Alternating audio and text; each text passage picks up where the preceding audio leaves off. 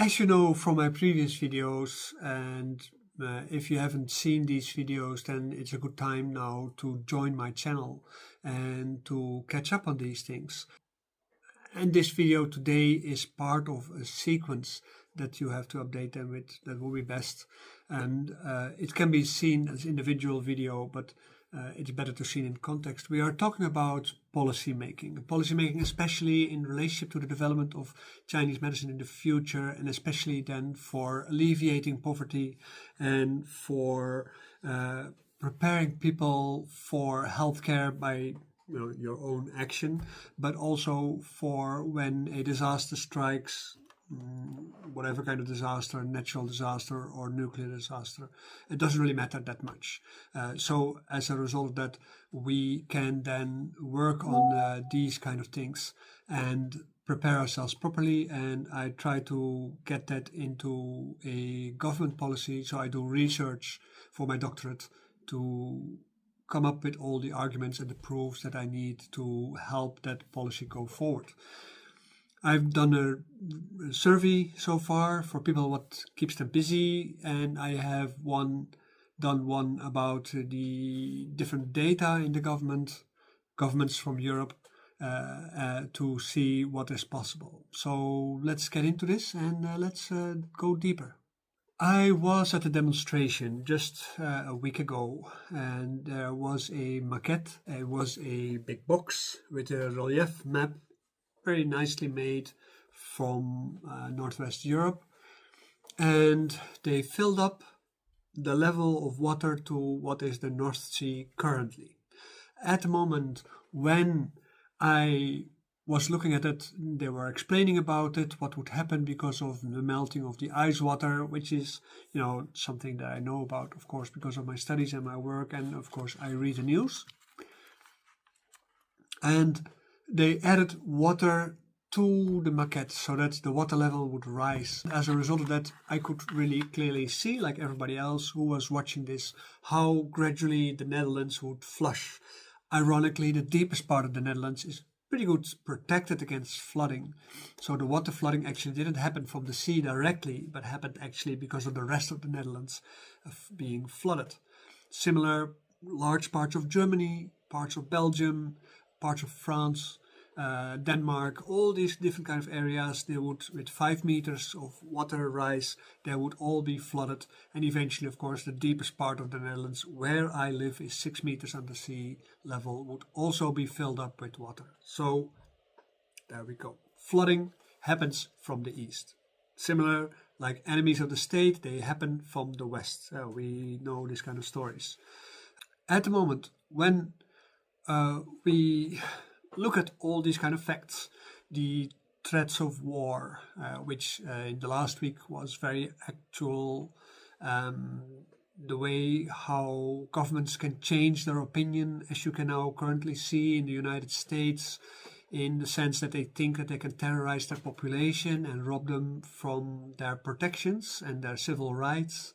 That they think that the Ku Klux Klan is a better solution than democracy.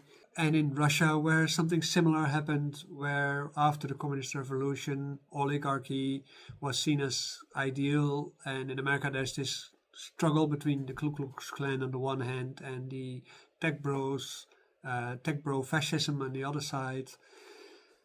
You see in Africa where they try to get out of this well that the Europeans dug for them during colonial times, other parts of the world too.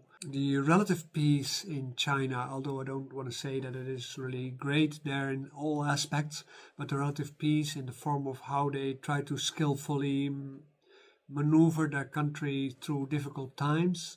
Maybe not in the way how Europeans would do it, but the European Union so far is doing things in a very similar way, not too unsimilar from how the Chinese government is doing that. And although many people call China authoritarian, Europe is called not strong enough because it's not authoritarian enough, ironically. So they want to split up the countries, the European Union, different countries, and as a result of that, they want to make each individual country more easy to manipulate by the bigger powers. And as a result of that, steal more from us, because that's basically what it comes down to. We have gone through the 20th century learning that as civil people we have rights and we have opportunities for social mobility. We are not anymore feudal workers in a factory. We can do other things. So in that context of the present history and the past history and the future history, I did do some research into the literature about this kind of topics also. I want to talk to you about that today.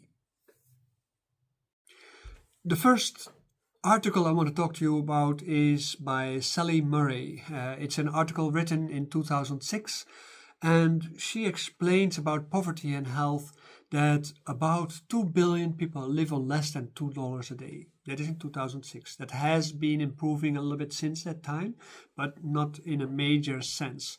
The last census about these kind of things shows that still too many people live in poverty, and because of the reduction of soft power from the United States to the rest of the world, that amount of people who are living in poverty is actually increasing.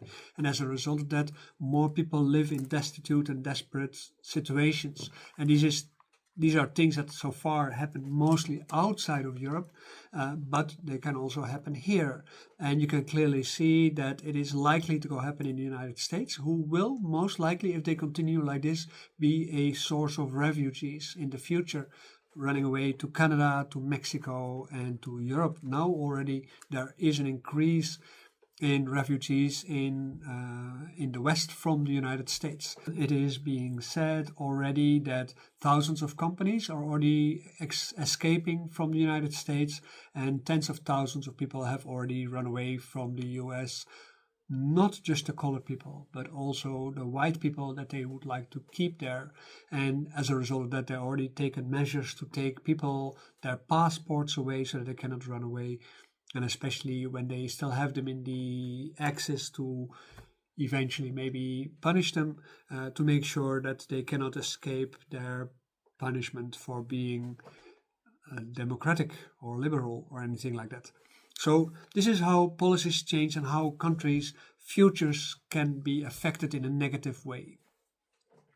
The Greenland crisis just has been resolved a little bit, and as a result of that, we can see that for now things seem to be able to go in the international order a little bit as it is, but we know already now that the United States cannot be trusted, not with Trump, nor with anybody following him in the future. Because their agenda is just very much anti-human. And this is not a humanist kind of way of government that they have. Anyway, in this article, Murray showed that many have very little scope to save against future cost of poor health or even to pay for health services. Today still. That is the case. Many people who are poor, they pay for everything double because they are too late with payment, they get high fines, and so forth and so forth. So they get into a spiral where poverty is being increased. This is a very important thing to realize. If you are having money and you can pay your bills in time, you are escaping that. But at the moment when you are one way or the other getting behind on things, this kind of things can become very serious. I have been in that situation, so I know from first-hand experience that companies, big companies, corporate companies have no compassion. There is no such thing as compassion. In the past, you could negotiate about how to deal with things. So as a result of that, you could negotiate or move with bills so that you could eventually get out of things. It's not the first time that I got into bad luck with my school or anything like that. You get stolen from by people, ex-partners or whatever. And as a result of that, you might get into trouble. But you also had opportunity to move around and resolve things, but because everything is now on automation and because of machine thinking from systems, there is this continuous remembrance in the system that you have done payments wrong, and as a result of that, they are more likely to give you higher fines than you actually deserve for the fact that you cannot pay that because your boss doesn't pay you enough or because your work isn't going in the way how it's supposed to go in a well-doing economy. If the economy is not doing well because of, strange right-wing political movements or actions at the expense of people, then of course business will go down. So in that sense, you can say whatever you want, but some policies makes that wealth is being distributed more equally over society, and as a result of that, more people can create wealth instead of the 2 or 3 who become billionaires. Sally Murray, she points out that extreme poverty interacts with health in many ways, and this is of course the topic of our research.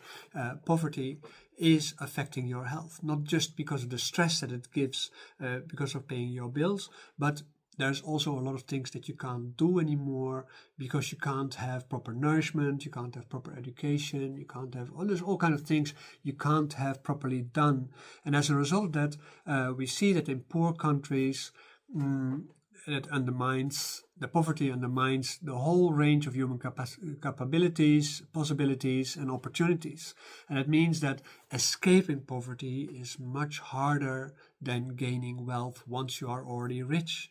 When you are rich, becoming more rich is almost automatically, especially because many political systems are geared towards making richer people more rich. But for poor people, it is much more difficult to get out of their poverty trap. And you can, if you're rich, you can say, oh, you have to do that by yourself, you have to create that kind of things. This is just not how humanity works. This is just not how nature works.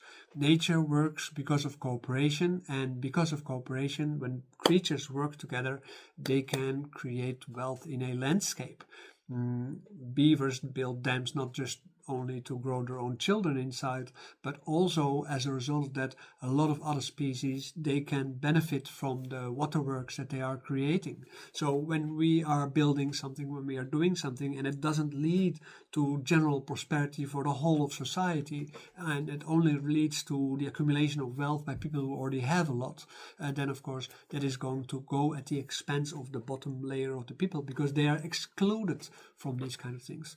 And as a result of that, their health will also deteriorate. And that is seemingly the future that some of the people on the top of society want for us. Her paper is based on the evidence from all parts of the world supporting a link between poverty, hunger, and poor children health. So if you are lacking health as a child, you suffer for that when you grow older. I was sick as a child, so I know from experience how it is to be often in your bed because of disease. I had a kidney disease, and I spent a lot of time in hospital, going to hospital for checkups and treatments and whatever kind of things. But because of that, you can see that because of disease, your body stays relatively underdeveloped, right? And this underdevelopment doesn't have to be a weakness, but you have to have the right education to escape that underdevelopment. And as a result of that, you cannot develop in the same way. Like, for instance, my lung volume, I happen to be very good at breathing exercise because I teach this also. But my lungs are smaller than the average. So that means the fact that I do well with what I have is actually a very good sign. But if I would be able to developed myself as a child better, now I would be like a monster, so good, right? So this is the result of what you go through in your childhood. People go very often through childhood trauma, emotional trauma, and so on, but it is not so much the emotional trauma that people go through, because that is like distraction, like a candy bar, because you can feel very satisfied about your emotional trauma, but it is the physical problems that you are developing because of hunger and poverty and so on that are actually going to play a bigger role. The disadvantage of having bad health means also that you have a lesser intellectual development. It's not unescapable, but you have to have a good educational system, and you have to have access to that educational system to be able to escape it, because you can do a lot when the circumstances are supporting you. But if the circumstances are not supporting you, that might mean that the chance of finding good work is less good. You might actually also end up being a criminal, but it will be like a tiny criminal. You will be a servant from a bigger criminal, and as a result of that, you only get to go to prison when something goes wrong, and then the actual criminal will go to his villa and swimming in his pool. That also means that because you are poor when you get your own children, you build your own family, you give them the same poverty. And as a result of that, your next generation also is going to be disadvantaged. This is a very important aspect that she says. So part of our program, of course, is to help people escape that by providing basic healthcare that should be available to anyone for like a minor amount, or that should be given for free by a government or by insurance companies or anything. Because then at that moment, by doing so, people can take care of the main aspect of their health through proper diet, and not according to the food pyramid or anything like that, but just by knowing what food does to their body, by means of proper exercise. That means that they can maintain their agility and build strength from their agility instead of being very bulky in their muscles, and also from being meditatively aware enough of understanding what things do inside their body and inside their mind, so they can control what is actually just impulse and what is actual real experience. 2022, Raji J. Das, he suggested a re-examination of Das Kapital of Karl Marx, and he said that he suggested that the problem of health is connected with the undervaluing of the value of labor. I tend to disagree with that in part, although I do not deny there's a certain economic factor in the exchange of goods, but the current time, with the advent of AI, that might make many people jobless, so the value of labor will, for many people, become nil. And it means that they become, if society doesn't change its way of thinking about people, that means that most people will eventually become poor, because the automation eventually leads to the unemployment of people. And when people are going to be unemployed, they're going to be a burden to society. So that means that the few people that will survive, who eventually become so small as a circle that they can only intermarry, and as a result, like that, of that, become like the Habsburg family. So as a result of that, the burden will be eliminated. And of course, machines can take the blame that they feel jealous about people or something. But in reality, of course, it is then the system that eventually makes people unnecessary and will eject them out of the cities and leave them to their own devices. And also for this, in case that happens, you need proper support in your health, and that is not going to be provided by society. So that means that you have to have a base skill of producing your own health and maintaining that in your own family, so that you do not be dependent on spending money to get there. A lot of things will change in the world. You can see in the current media that the attention and the awareness of the fact that robots are going to be in the world, like Elon Musk, he says that 2026, 2027, the first robots will come into the market, private robots. And he expects that in a decennium or so, everybody will have their own private robot, because the more robots there are, the cheaper they become, the more accessible they become, and they start doing all kinds of things around your house. That means that the already smaller houses than the houses from the past, they become more crowded because of all the robots that you also need into your house to do all kinds of things. Yeah, I don't know if that is really going to be that positive, or if it's really happening, but it is something. There's two other writers, D. Acemoglu and P. Restrepo. They point towards increasing wage inequality due to the adaptation of AI. So this is also the case, because eventually, if you do not know enough about AI, you're getting behind. You saw this already with the internet. You saw that people who didn't know how to use the internet already started falling behind. And now at this moment, when they start saying like, oh, we only want people to pay by their telephone or something like this, only automated payments and no more cash, that means that a lot of people, they don't know how that works. They still don't know how that works, and that means that these people, they become more and more isolated. And you can say like, okay, they should have gone forward with the time, but in the past that was not necessarily not a necessity to do so. So at a certain point, the jump from not knowing anything to knowing something is bigger than you can imagine. And it is something that people very often are not aware of. And with AI, it's the same. AI, you see that a lot of people, they are scared of AI because they have no idea how to use it. But they do know that AI is eventually cost them their job, because they know their job is based on a particular kind of simple-mindedness. There's no education low enough to not become aware of that. So there's a website called the EPI.eu site. They show that initially AI did lead to increased hiring in the workfloor, but in 2022 already, it became clear that hiring reduced due to the use of AI in competencies. That means that more and more tasks were taken over by AI. So that means that the people who know about AI are actually teaching the AI to also replace them, to need less of them. And I give a nice example from my own experience. My father was an sort of engineer for the Dutch telephone company, and he was responsible for cabling the Netherlands, and also the first glass fiber cables in the Netherlands, already in the 1970s, 80s maybe, 1980s maybe. There were the first glass fiber cables and the first glass fiber telephone installations. In the past, they used to have big buildings to connect all the phones.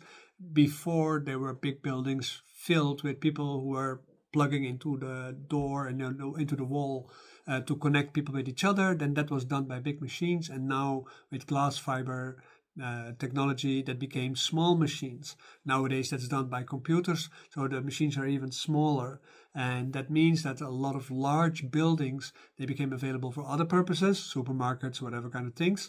And then somewhere at the attic there was still a telephone machine, connecting machine. The job that he did was done by 3 people in the beginning. In the beginning was more, but it was eventually, the Netherlands was distributed in 3 districts, and there were 3 people. And when they retired, they gradually merged things with each other, because they already saw that eventually everything has cables, all the centrals are there, the installation becomes easier and easier, so we don't need a special service for that. It's only 3 people, right? But the automatization by computers already caused maybe a team that was originally 25 became 3, became 1, because my father was the last one, and then became completely dissolved. And that is basically the technological innovation cycle that we're already in for 150 years. Which is also the stage where we are in with our pollution, because it's the industrial cycle where first people were turning the machines on, and then machines were turning the machines on, also create that kind of pollution. The pollution created by the computers who do these kind of things is just as bad as the steam engines who would run trains in the past. So we are not making the world a cleaner place because of that, but we're taxing nature just as bad, but eventually we're going to tax nature with our computers and our people. So eventually it becomes more. And that is comparable to when you first had Europe and America polluting the world, and then India and China also started polluting the world, and they felt they can do that because they needed that technological progress, because it's their right. If we can do it, they can do it. But that means that the amount of cars, polluting cars, became many times better. So the reduced pollution because of increased catalyzations, whatever, of engines, then that reduced the local gas excretions from these car animals. And as a result of that, per car it became better, but on the whole, the taxation of nature was still enormous. And in the same way, because these countries became more wealthy, they also started eating more meat, and that means that the agricultural sector became bigger overall, took more land, did take away more forest, did take away more ocean, and so on and so on, and did also cause more pollution as a result of that. So you can see that this overpopulation is not just the people, but it's all the things that we do and the automations that we are onto also that will make things eventually worse and worse and worse. And then the environmentalists, they calculate the price, like what is changing, why is it changing, which are the factors in that change. But It is a very simple matter of counting. Do you have one problem? Or do you have two problems? Or do you have three problems? Or four problems? Or five problems? Or do you have like 10 problems? Or 100 problems? All these kind of things, they all add up and add up and add up and become more and more complex and intertwined. And as a result of that, it becomes more and more difficult to understand where the problem actually is from. When we look at this in an assessment of the European Union Research Department, it showed that the development of infrastructure such as roads, telecommunications, healthcare facilities, and risk governance bodies have helped balance global risk in the last 25 plus years. Nonetheless, the pace at which the world's population has become exposed to natural hazard, climate change, conflict shocks such as COVID-19, and the socioeconomic challenges increased between 2015 and 2024. And the main drivers of increased risk are largely conflicts, violence, political instability, and these resulted in the average risk and the average vulnerability nearly doubling over the last 10 years. And that means that the risk that we are exposed to has nearly doubled.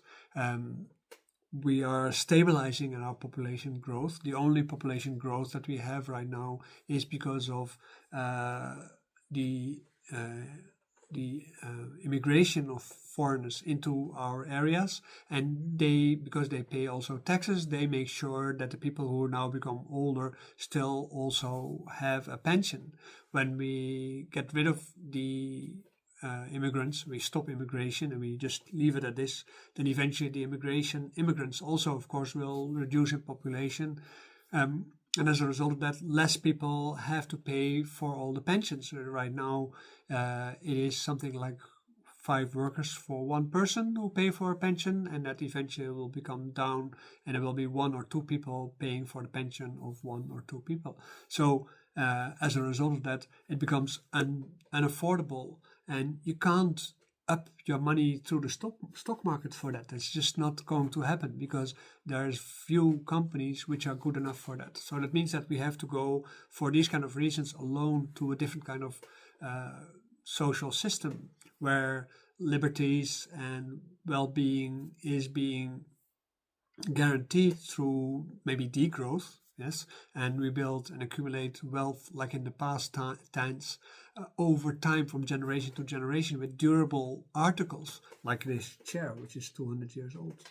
Yes, so as a result of that, you gradually start to improve your quality of life from generation to generation instead of every few years, that you have to make sure that your interior is being replaced by other non-durable goods. On top of that, there is also, because of climate change, there is more exposure to natural hazards, but also because people started living more and more in areas that before were not really suitable for living.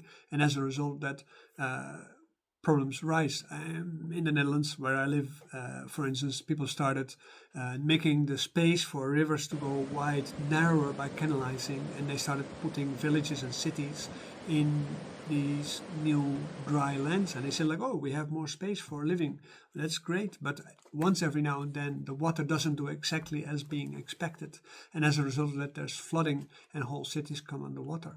There was in the last few years a few times in Germany happening similar things because of similar kind of reasons. It is not just the climate change itself that, for instance, produces more rain, but it is also the fact that we adapted the environment in such a way that that rain cannot go anywhere. We're trying to put it into places where it's not supposed to go, and then it becomes too strong and too wild, because water, is a strong force in nature. We need it, but it could also become a very serious enemy. In September 2025, the World Health Organization published a paper about the fragility of healthcare system in impoverished, disaster-stricken or war-conflicted areas, such as the southeastern part of the Mediterranean area, and it is clear that this fragility is the result of longer periods of all kinds of occurring problems. It is considered a warning sign that even wealthy areas like the European Union remain vulnerable to these pressures. As such, it is clear that the EU and local governments are coming up with funds and projects to mitigate risks, but it is also clear that these mitigations are dependent on the technological and financial availability. So, considering the social risk due to the shearing seeming unavailability of implementation of AI in on the workforce, as well as the nearing of increased robotification of workforce in the coming years, considering alternatives for individual care and community care, not depending on existing systems, seems opportune, because this is the reality for people. We are going to be grinded between the governments, the companies, and nature, who are all doing their own things, and we can only try to create policies to make sure that governments change their mind and they adapt towards this thing. And I'm not talking about the Green Deal that everybody dislikes so much. It's just about simple civil protection, making sure that people can survive no matter what. And for this, they need a proper healthcare. I'm just giving you the example of the European Union here. But of course, it's not only here, it's everywhere else in the world also. So, at least for the effectiveness of national organization of sports and lifestyle programs in China, for instance, we see that developing health practices in national health over the last 50 plus years are effective, but that regulation implementation can sometimes be complicated. People don't like to exercise and so on, so it is forced on people. So that means also that society needs to change for an acceptation of the fact that it is good for you to do these kind of things. To conclude, I want to give you the example of China. Of course, I know a lot about China, Chinese medicine and so on. And there's things about the healthcare in China where they really try to copy us. But one of the things that they do, and that is partly because it's a militarized model that they are looking for in their society, they are exercising their children at school every day with military exercise, whether it's dancing or whatever, martial arts. They are doing exercise with them every day to make sure that they have better results in their health, and as a result of that have better results in their education, and they become better students. People sometimes make jokes about how Chinese students are also good in all kind of technological or intellectual things like calculation and so on, or mathematics. But this is because the system is geared towards getting the best out of people possible, and for that they have to be fine-tuned on their skills. And although many of the exercises I might not personally agree with, you can see what is the value of these kind of things. And this is also what they have shown, because in the last 50 plus years, they showed that because of having students, but also adults in their company floor doing exercises every day, they see that the regulation and they can see that the implementation of these kind of programs can be complicated, but at the same time also very effective. And as a result of that, it is also easier to communicate what is important within society towards people, because they are more aware of their own health. They can also become more aware of the health of society as a whole, and that is great. So let's leave it at this for now, and next video we'll go to the next topic, and we're going to go talk about more details. Your arms. Don't drop them. Keep them high. Punching upward and squatting exercise. Punch the sky.